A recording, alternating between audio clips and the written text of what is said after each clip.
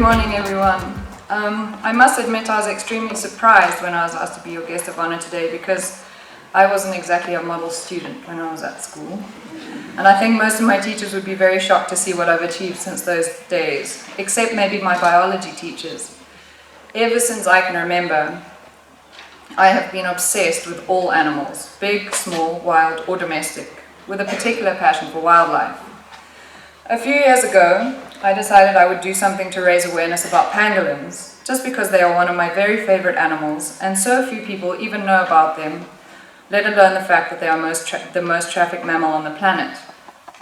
After a lot of thought, I decided that the best way I could educate and get through to the most people would be to write a children's book, because not only do the children learn, but the adults that read to them do too.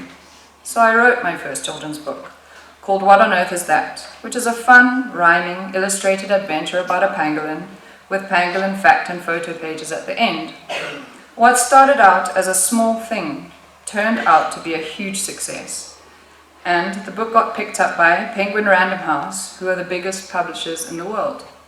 But that book was simply to raise awareness about a specific animal. You cannot save any species of animal without looking at the entire ecosystem it lives in. From the microorganisms in the soil to all plants, animals, and humans, everything is intricately connected in a web of complexity we will never even begin to be able to understand.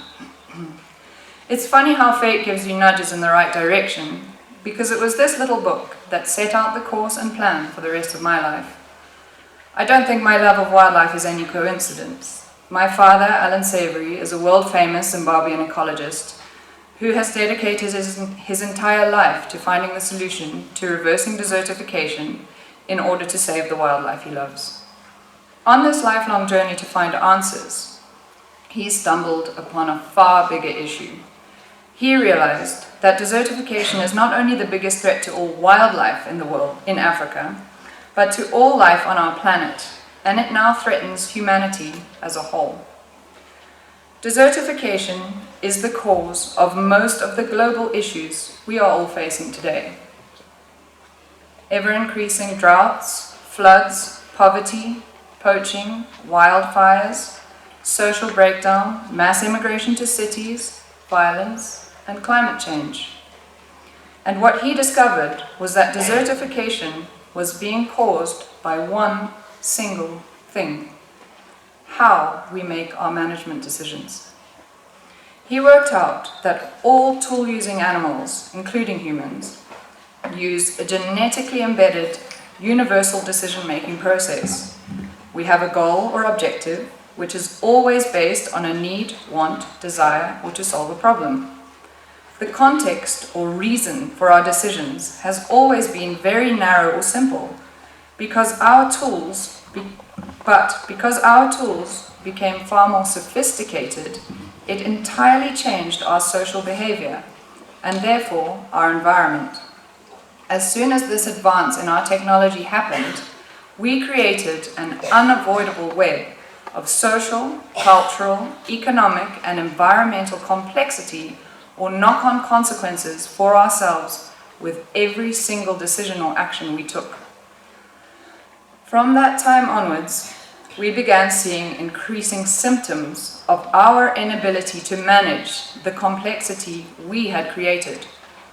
All our actions had become unintentionally reductionist, with devastating environmental effects, because the reason we make decisions had suddenly become too simple for the complexity we were now dealing with. Treating the symptoms of a problem and ignoring the cause is pointless.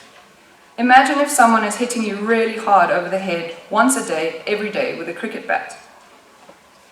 It really hurts, but instead of taking the bat away from them and stopping the blows to the head, you just take a painkiller to deal with the headache it's caused and let them carry on hitting you.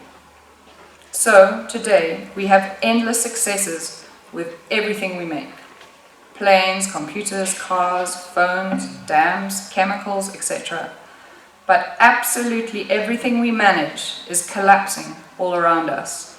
Croplands, grasslands, forests, air quality, fisheries, water supplies, water quality, economies and finance, institutions, wildlife, human relationships, human health, and the list goes on.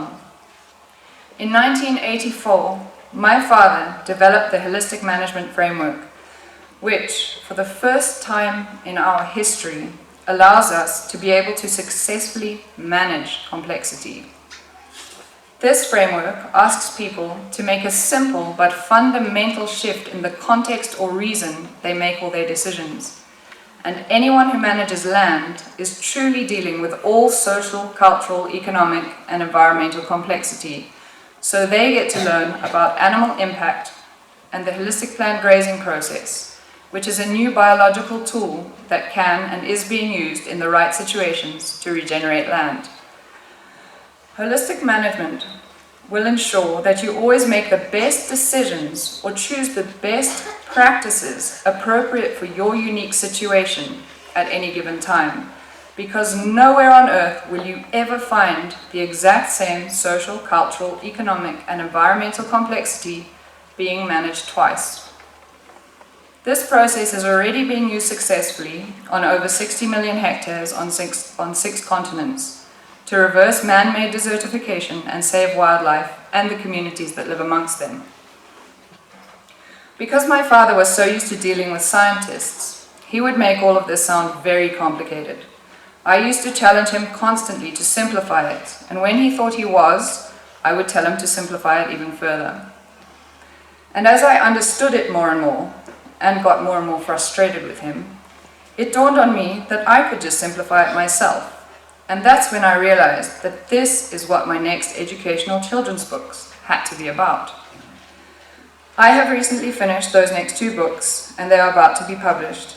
I plan to get these into junior schools throughout not just Zimbabwe, but globally. Even though it is not published yet, one of them, That's How We Roll, which is about a dung beetle and a pangolin, is already being done as a play by a couple of schools in Zimbabwe. I am determined for all children and the wildlife we love to have a future.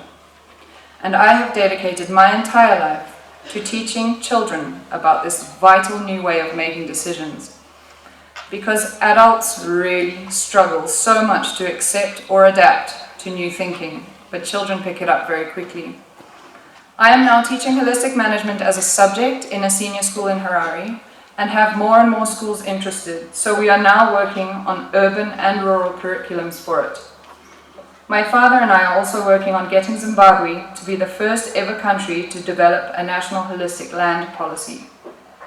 If we succeed, Zimbabwe will lead the way in the future of management and reversing desertification and climate change. Reversing desertification and all its worsening and terrifying symptoms is a race against time, and I do believe that educating children is the key. If our students were leaving school already capable of managing complexity in whatever field they choose to go into, we would very quickly change our entire world. And because this framework is a Zimbabwean-born idea, I am determined that Zimbabwe should lead the way in showing the rest of the world how it's done. Look at the difference kids like Greta Thunberg are making. Those children may have the entire world's attention, but Zimbabwean kids like you are the ones who will be able to show the entire world the solution. Thank you.